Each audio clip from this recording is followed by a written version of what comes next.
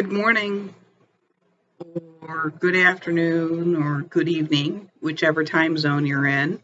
I hope you're doing well. It's been a really long time since I've posted a video. Um, Compared to my earlier videos, you may have noticed some major style changes.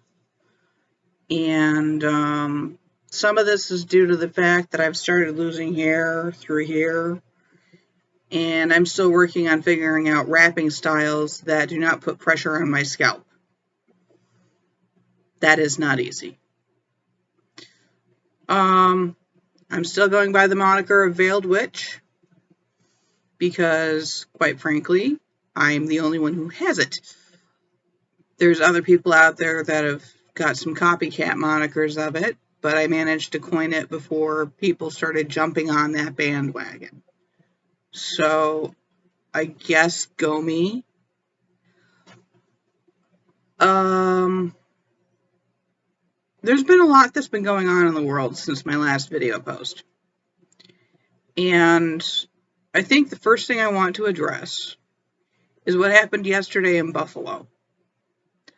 I don't live too far away from Buffalo, relatively speaking. I live in the boonies, so the closest city to me is an hour away. Buffalo's 2 hours away. It's the second closest city to me. I've got a lot of friends in Buffalo. It was pretty scary when we found out about the mass shooting. And next thing I know, my husband's texting me going, check on everybody, make sure they're all okay. And so I am frantically texting everyone. Fortunately, everyone was all right. But there was a lot of people who are not all right. And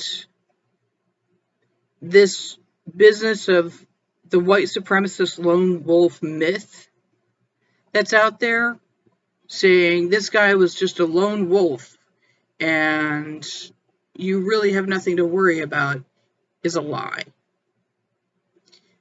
This is a problem that's been building for decades. I've been warning people about this problem for decades. When I was in high school, I saw the leading edge of it coming along. I saw it in the way people in my community were approaching people of different ethnic backgrounds. In rural America, you're going to find a lot of racism. You're going to find a lot of racism in rural anywhere. Because if you're not exposed to other people who are different from you, you're going to fear them. And that shooter was ultimately afraid of these people. And they may say, I was not afraid, I'm not a coward. But quite frankly, it's the ultimate act of cowardice to walk into a grocery store and try to slaughter people because you can't stand their skin color or you have some sort of racial purity ideology. If you're not secure enough in yourself to be able to go out and deal with people who are different than you, you got to take a hard look at yourself and fix the problems within yourself that are leading you to have the fear that is causing you to do these things. It's true of racism. It's true of sexism. It's true of transphobia. It's true of fear of people who are, as my husband likes to call them, the rainbow people. Because he decided to coin that after he kept hearing the neighbors say, they stole the rainbow from God. Everybody who is queer, LGBT+, the moniker just keeps changing daily as people have new and more interesting ways to clarify how they identify. And please pardon me wiping my face. It's kind of warm in here. And we're expecting a cold front to come through and temperatures to drop by about 30 degrees. And my kids went to school wearing shorts. Teenagers. I officially have teenagers. Okay, I'm getting off track. But there's a lot of fear in the world out there right now. And it has led people to make some bad decisions, some horrific decisions. And it's also led some people to reach out to others and try and heal the community, which is what I'm seeing among the people I know in Buffalo. They're reaching out to each other. They're reaching out to the people who were over at the Jefferson Road Tops and their families and the community that was impacted directly by this shooting. And like Mr. Rogers said, look for the people who are helping. These are the people who are doing it despite fear, or possibly because of fear it's going to happen again. And they're taking proactive measures to prevent it. Building community is probably one of the most necessary things to do to prevent community violence. And the echo chambers of the internet are not helping. I try not to contribute to that. But that's part of the reason why I've been so quiet. That and I've been sick, because bipolar is a horrible disorder and post-traumatic stress disorder is a horrible disorder. And when they come together, it's a merry-go-round of suck. That said, I am going to try to post more. I'm going to try to get back to weekly posting and commentary on things going on in the world, as well as some spiritual uplifting things, tidbits about what's going on over here in my neck of the woods, and yeah, stuff like that. Now, I've got one other thing I want to share with you. This caught me some blowback on Tumblr. And I started getting some anonymous people saying that I was spreading anti-Russian propaganda. Yeah. And I was getting spammed for a while with how Ukraine is a bunch of Nazis. To say the least, I put those people on block. And I'm going to continue to do so because I do not promote Russian propaganda. I made something during the beginnings of the very active phase of this war in Ukraine. I did not know that Ukraine had been at war with Russia for 8 years by now. I did not know about the incursions into the Donbass region and other parts of Ukraine. I'm an American. I'm pretty ignorant about world affairs. I kind of feel like my country wants us to stay that way. That said, when Vladimir Putin said, okay, we're going to go and we're going to just take over Ukraine, obviously I started to pray. And I was very anxious for the people of Ukraine. The reason why was because it was like watching everything that I read about from World War II unfurling in 2022. They are carpet bombing the entire country. Entire towns are getting leveled. And these evacuation corridors, they're assaulting them. And as I fretted and worried, I got out my needlepoint fabric, got out my threads and my needle, and started stitching. And as I worked, I will confess, I was mentally stabbing Vladimir Putin in the eyes because I was that angry. But I highly doubt that he needs glasses now because of it. But the end result of my stitching is this.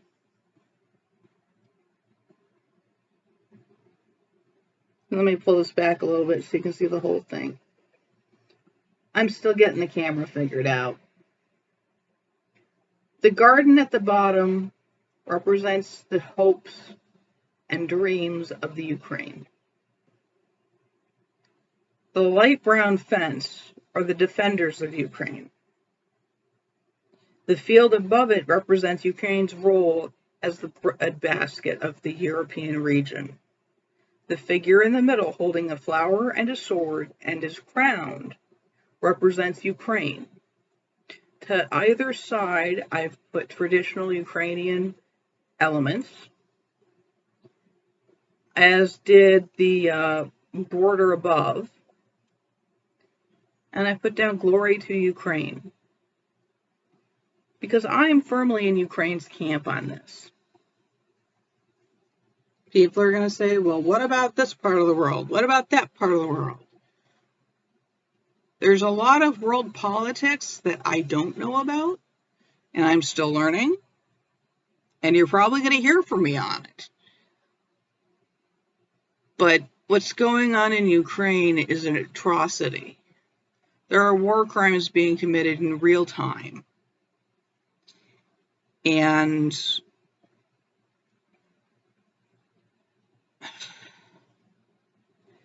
I really wish that somebody could walk up and punch Vladimir Putin in the nose and make him knock it off. Until that can happen, Ukraine needs all the support they can get. And we need to remember it's Ukraine, not the Ukraine. I didn't know this one. The whole business of the Ukraine is not like the United States, where we think we are so awesome that we're the only ones, but it was a Russian propaganda effort to mildly, or hopefully do more than mild, denigration of Ukraine's status as a country. I didn't know this until someone from Ukraine told me about it. And I said to myself, wow, there's a lot of people in the United States that just don't know that. So I'm spreading word about that. It's not the Ukraine, it's just Ukraine. It's kind of like, it's not the Canada, it's just Canada. Hopefully that comparison helps you remember it. It helps me remember it. I also live near Canada. They're not that far north of me. You just got to go across a very big lake to get there. On the witchy stuff front, I haven't been very active because I've been struggling with depressive episode symptoms. I've been struggling with a lot of PTSD symptoms, and I'm recognizing that some of this is because of the stress of the pandemic. And that stress got worse when things started opening up. Practically no one in my area is wearing masks anymore. We are now an area of high transmission. My family continues to wear masks, and we get dirty looks when we are out at the store. And I'm kind of used to getting them dirty looks because I had people say to me, go back home to where you came from, when I was wearing my scarves all wrapped up fancy and stuff. Now they don't quite know what to do with me dressing in this style. I had someone call me sir. That was entertaining. But it's ugly out there. More people are catching COVID. More people are getting hospitalized. And I fear the death rates are going to start going up again. And there's nothing I can do about it except for try to keep my family safe, which is practice social distancing, which is wear your freaking mask. I know it makes your face sweaty and uncomfortable. Wear it anyways. It's going to help save your life. Number 3, wash your damn hands and your face after you wash your hands. It's astonishing how many people don't practice personal hygiene. And I can understand if you have teenagers and they're resistant to it. Teenagers are just kind of like small children. They're still germ factories, but they smell worse because of hormones. But stay on them on that. Our daily routine has evolved to include the kids put their masks on, go to school. When they come home from school, they take their masks off, put them into a bag that's dedicated for those masks to go in, and then they wash their hands and face. They do this every day, every time they go out in public. My husband and I do it too. We haven't gotten sick. We put the credit on that. It's common sense measures that's going to save your life here. I think they opened up too soon. I think there's too much politicization of the CDC. And I think people aren't going to be satisfied until something similar to what happened with the Black Death happens here, where we get natural immunity by having a third of the world's population die off. And that strikes me as eugenics. That strikes me as something really horrific. And when people in poorer countries can't afford to get the vaccines, they're dying in great numbers. But you're not hearing that in the news.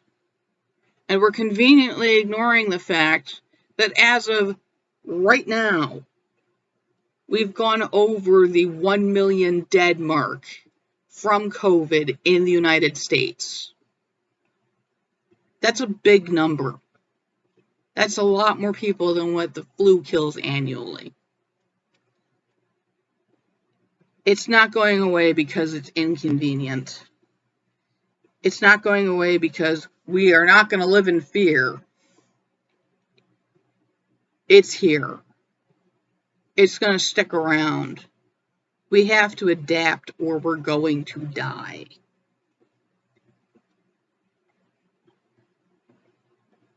And on that note, I will try to post again on Thursday. I apologize that it's been so long. and I hope that you are all well. Good day.